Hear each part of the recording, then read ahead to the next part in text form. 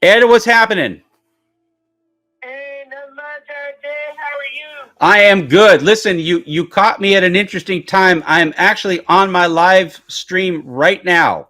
So say hi to everybody. Oh, okay. Say hi to everybody. Say hi. Yeah, say hi to On everybody. the air. Yeah, you're on the What's air. up? Yeah. You got such a sweet voice. You should be on the air. You should be on the air anyway. Oh, no, no, no, no, no. So I am. Okay, but what's going on, RJ? so tell me how's Harry? What's happened with Michael? What how is he doing? He's doing well. He is acclimating himself to society living, and he is happy to be out. I Of can course, after 33 years, but he's doing good. He's cool. Yeah, I can only imagine. What was it like when I mean, what the how early did they know um when the pardon went through? How soon did they know? I mean, I know his people they probably had to get over the disbelief in the first place. I guess is this a joke or what? How did they find Yeah. out? He was. He was very. Everybody, the whole camp was very surprised.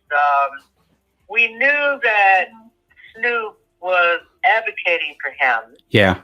and but that was like the day after Christmas, and so then he went on to find out how he could get Michael's case in front of Trump for the partnership, and he ended up going through Alice Johnson. That's the woman that Kim Kardashian helped get out in 2018. Yeah, yeah. And she was pardoned. Right.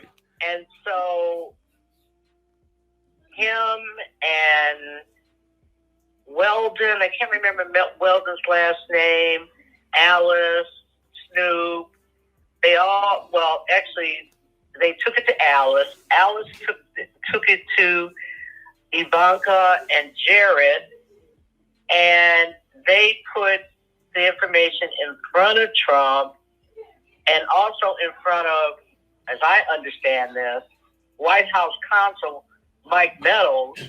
Right. And then, they went to the spiel. Ivanka went pitching on behalf of Alice, and under counsel, they told him, don't do it. But as I understand, or I hear the story, but I wasn't there, he just looked up and looked down and started signing. Yeah, nobody tells Trump don't do anything. That's like you might as well just tell him. It's like reverse psychology. You might, if you really want him to do something, tell him don't do it. I believe that's exactly what happened. Yeah. And so that was on a Sunday. Then Monday, I got the word that he was coming out, and he was going to come out on Tuesday. Yeah. And everybody waited around. Nothing happened. He didn't come out on Tuesday. Then we start all again on Wednesday. Wait around. Then about 4 o'clock, he finally walked out the doors, and he walked out the front door. Wow, that's so great. I mean, it's so, and I'd heard. I mean, listening to the interview that he did with Josh, he had appeals up in front of Obama. He had appeals up before it, asking for pardons and stuff like that before, and it just never got any traction. And and it was sad, because again, I think you do your time, you do your crime, do your time, but there, he was one of these ones that what was he in 30 years? I think he was about 33. Wow, that's crazy. all together with the state, and then pending the trial, and then finally being transferred over to federal. It's about 32, close to 33 years. I mean, that's half of your life. Life looks different now than it did back in 1988. I bet, yeah. It's a big difference. Going from remember in 1988 we had those cell phones. The cell phones were like a big receiver on your ear. The big block phones, the brick, the big brick, yeah. And so now Michael's got an iPhone 12, and he's learning to use that. So wow, everything's changed, and so it's very interesting. And and learning is good, Yeah. And Oh, yeah. he seems to be well, and you heard what he said when he got out. I'm sure you heard the interview with Josh, the whole thing. But, of course, everybody asks us the question, well, how did you feel when you got out? And he said that he was driving in the back of the car, and he was coming back from Lompoc, and he said, I don't get it. And everybody in the car said, what is it that you don't get? He said, no, it wasn't I don't get it. He says, I don't feel it. Yeah. He said, well, what is it you don't feel? He said, I don't feel like I was ever incarcerated. Wow. Can you imagine someone saying that? Yeah. This is like a nightmare. And that's important because, see, if the prison system tries to break you down. Yeah, that's right.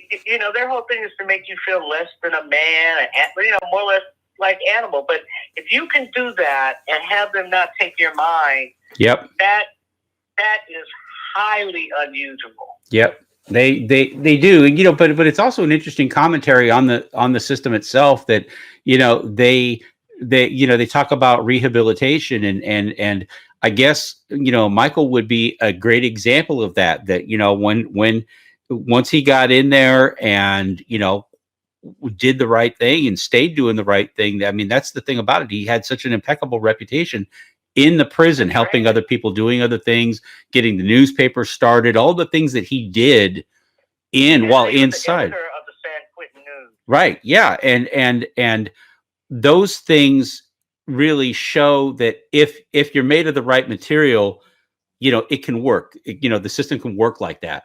And so I'm just, I'm so happy for him. I haven't bugged you or him or anybody else for an interview or anything like that, only because, you got to give the man some space. I mean, when one of my buddies got out of prison, I mean, it was, he couldn't sleep for the first, 3 or 4 or 5 days after that, because it was just so different than what he was used to. And the sudden openness of space and all that, they really need a time to decompress. I mean, they really do. And, they really do. Yeah. They really do. And that's why he was happy when I made the decision that you will do one interview. Mm-hmm. And of course, I have a Kunga line. Oh, yeah. Who want to interview him. I said, no, you're just going to do one for right now. Right. And he did the one, and he was so amazed because even technology has changed. Yeah. The news went from being on TV to on your phone. Yep. And because even that piece that Daily Mail did, he said, well, Edna, don't forget to tape it. I said, no, I'm getting ready to send it to you right now. He says, well, it's not even aired on TV. I said, don't worry, Michael, everything's on your phone. Yep. So I sent him, cause as the publicist, yeah, I, got the story real quick, sent it to him.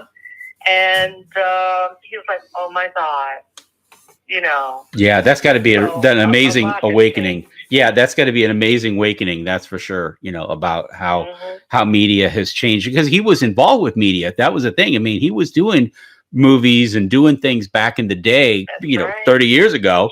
And so was used to seeing media a different way. And that's the one thing I could testify to is that, I'm working on a movie that's 20 years old just because the technology has changed so much, that you can do those things. So, well, good for him. I mean, it's certainly going to be an eye-opening experience. Now, so 30, how old is Michael now? Did he say, how old do you think he is? But he's about 59. 59, yeah. So, yeah, he's just a hair older than I am, actually. So, there you go. We're peers. He's a really young kid, and he's going to wait till you see all the things he's planning to help young people stay on the right track, get them, involved. He's really his mission is to help as many kids as possible, to let them know, don't be doing a bunch of stuff. So you don't want to be running into prison, because prison is hell. Yeah, it's a place you don't want to go. Yeah, it's a place you don't want to do. Go there to hang out with your friends, or to, boost your fame up. No. You got that wrong. So he's going to be, working with a lot of prison, with affecting prison change, with people coming out, helping people not go in. Right. And there's a lot of big ballers that are going to help him do that. That's so awesome. He's going to be part of that. So it's going to be nice. Well, it's nice to see a lot of people who have had, dicey reputations in the past. You know, we were talking, it's funny you bring this full circle, because the beginning of the show, we were talking about how it can take 10 or 15 years from somebody that's in a really bad spot or made some bad choices to really turn their lives around. It takes a good 10, 15 years to, you know, to really reframe and reshape yourself. But it is possible. Many people do it. And, you know, and we're kind of celebrating those people that make those good choices. So, you know, it's That's nice. right. Hey, listen, they did it all starts with having a good brain. I mean, Michael's a very smart man. Oh yeah. Yep. You know, absolutely. And, I think it just comes easy for him that you can make money the good way or you could do it the bad way. Now he's going to make it the right way. Yeah, and he will. And he will. And that's the thing about it. He will. Now, okay, somebody asked a question, though. They said, do you know what his first meal was when he got out? Did he have a special request? What? That's something I want to ask him. I do not know, but I will find that out, and I will let your listeners or viewers know. That's cool. Excellent. What was that first meal? Yeah, what was he craving? Yeah. You know, mine would have been like Bob's Big Boy or something like that. You know, get a burger from Bob's Big Boy or something. But Michael's got better taste. He's probably a steak man back when I was eating Bob's Big Boy. So, yeah, I don't know what that first meal is, but I'll ask him. Yeah, that would be awesome. Great question. Well, we know Al liked that Mexican place that we went to. I know that, but they're probably closed. And that's another thing. Can you imagine coming out of prison and the world has even changed, even like what was reality last year? The world has changed, you know? Yeah, coming out in the pandemic. And that was something else he was very cognizant of. He said, somehow I survived. Yep. And I didn't get coronavirus in the prison. So I am going to social distance. I'm going to wear my mask. Yep. And I'm not going to catch it when I come out. Yeah. And that was a fight for him. Yeah. You know, for everybody that's incarcerated. Oh, absolutely. Because the conditions are so bad. Yeah, they are. They absolutely are. All right, now, is he planning on staying around locally? I mean, there was some talk, you know, there was some stuff that was out a while back about him in Texas or something to do with Texas. Is he you know, not giving away, I don't want to give away where Michael is, but I'm just, is he staying around locally while he quarantines, or did he decide to go back east? Well, you know, he's got probationary things that he has that's to right. deal with for yeah, now. That's right. Yeah, that's right. Yeah. His space and where he goes, all that's limited. So was he pardoned or commuted? Because I didn't think you had to do probation if you got pardoned. I didn't think you had probation. No, he was commuted. The sentence was commuted. Got it. So he is working on getting the pardon from that state case. Right. Good. So that's what he's working on because he didn't do it. Right. So he's fighting that. Well, that's good. It's easier to fight it from outside. It sure is easier to fight it from outside than inside. That's for damn sure. Oh, yes, indeed. Yep. Well, listen, I won't keep you anymore, sweetie. I'm sorry for ambushing you on that one. I got on here. We were talking about it. You're my guy. Yeah. Well. Are you kidding? Yeah. Thank you. I don't mind talking. I mean, that's what publicists do. That's true. Talk. That's true. Like people. Yeah, that's true. You know? Yeah, that's true. Well, I'm glad I have you. I know I'm glad I have you. That's all. That's for damn sure. But and we've been friends now. I mean, Ed, man, we've been friends what, 17, 18 years now, I think. Yeah. You know? It's been a long time. It has. You know? Yep. And it's been good. It has. You know? Absolutely. It sure has. It's been good. And we've been through some things. And that's what I think makes a good friendship is when you go through things with people, you know, then your friendship when you go through something with someone, it's different than someone that you talk to or, you know, every now and when, but, you know, when you go through some things and it just makes that relationship and friendship stronger. Yep, absolutely. Absolutely. Well, listen, I appreciate you're always taking the time because you always do. There's never a time I don't call you. You don't call me back. And it was funny because I called you out of the blue, but I always do these live fire exercises and nobody ever answers when I call them. It's always so funny. Nobody ever answers. But I'm glad that you called back. Thank you. I know I've been getting nothing but people pinging back. That we have these live streams where people make their comments back, and everybody's showing a lot of love for Michael, showing a lot of love for him, showing a lot of love for you for coming on and talking to us. You know, because there's, my pleasure. You get the big news. Anytime, RJ. You know, Yeah. you call me, you know I'm there. And Yep. you know that if you call me, I will return your call within an hour. Yep. Yeah, absolutely. Yep. And I can't say that for everybody. No. For like 24 hours. Mm-hmm. But I always get back to people that are special and important to me in the quickness. Yep. Well, I have been. I consider one of the fortunes of my career meeting you and all of the amazing things you did to help our little engine that could get off the ground and get made and get seen. So I never will not owe you for that. That's, you know, we're friends. We owe each other whatever. Yeah. But listen, I thought about you this weekend when I saw the Wendy Williams story. Did you see that? I did not. No, I did not. What? No. Oh, you got to look at it because wasn't it your movie that we were showing in New York? Yeah. So I did the Wendy Williams show. Remember that was I did the Wendy Williams show. Yeah. Then you went to the show because Frank. Well, that was because he we did the Wendy Williams show in the afternoon. It was the afternoon show because Frank didn't want to stay. When we did the morning, remember we did the morning drive on was a Hot 97, whatever the big New York station was. The morning drive time people wanted us to do an interview, and Frank, being Frank, I don't know, just he had something up his butt that day. He decided he didn't want to stay, and I did the show. I did the show by myself, the morning show by myself. But Frank and I both did Wendy Williams that afternoon, and and he talks about that era during that film. Nice. And that's why you got to look at it. I will. It would just make everything clearer. Yeah. How we were, you know, a part of her growing success. Yeah. In terms of giving her relevant interviews. Yep. In regards to hip hop. Yep. So, well, and you, as you know, well, I know you know, it's you, but you're all things and knowledge about Tupac. Yeah. So she talks about those times. Nice. Well, I can tell you. So look at it. Yeah, I will. I will. I can tell you that when I did the show in the morning show there, I remember I was so flattered because, you know, when you do morning shows, any morning show in a major network or a major market like New York or LA and everything, you're lucky if you get 2 minutes of an interview to talk with them. You're lucky if you do at all. And you get on there because they have commercials and news and everything else that they do because it's drive time. For all you guys, drive time means the morning time or afternoon time. And when people are in their cars commuting.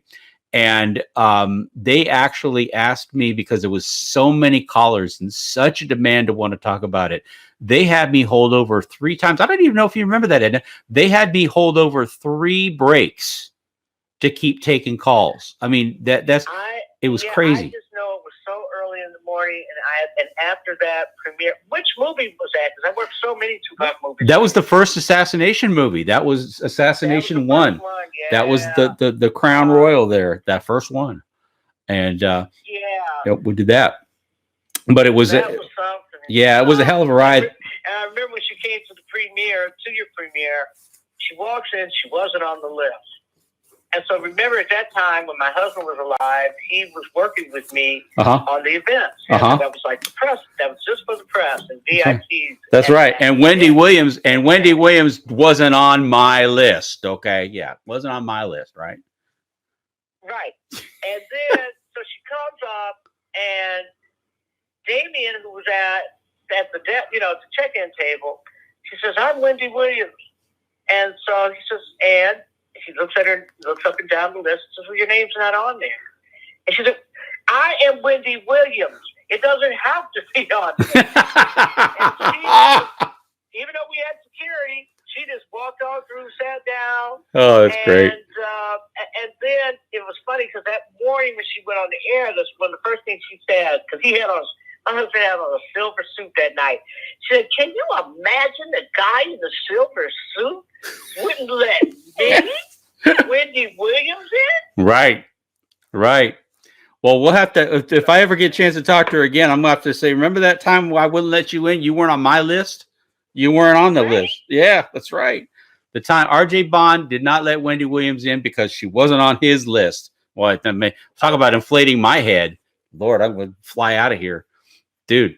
Well, Edna, thank you so much for everything. All right. As always, it's been great. Okay, And if you hear anything more like what Harry O had, for dinner that night, and if he, hit him up right now. yep, Text him and find out. text. If I do, I'll text you back. Yeah, okay. What was your first meal? Sounds that sounds good, and always send him our best.